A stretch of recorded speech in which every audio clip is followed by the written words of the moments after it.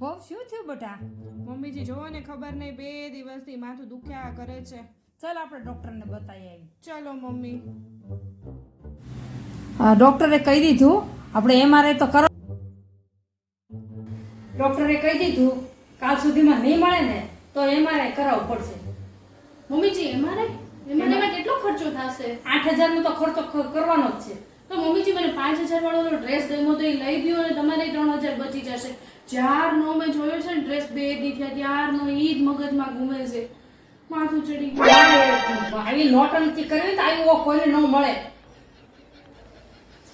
મમ્મીજી જુઓ ને આ ઘર હવે નાનું નથી લાગતું. તમારા દીકરાને કયો ને મોટું ઘર લઈ લે. પહેલા આ ઘરમાં આખા ઘરમાં તું કચરા પોતા કર પછી તને ખબર પડે કે કેવું નાનું છે. No. તમારામાંથી કોને સ્વર્ગમાં જવું છે?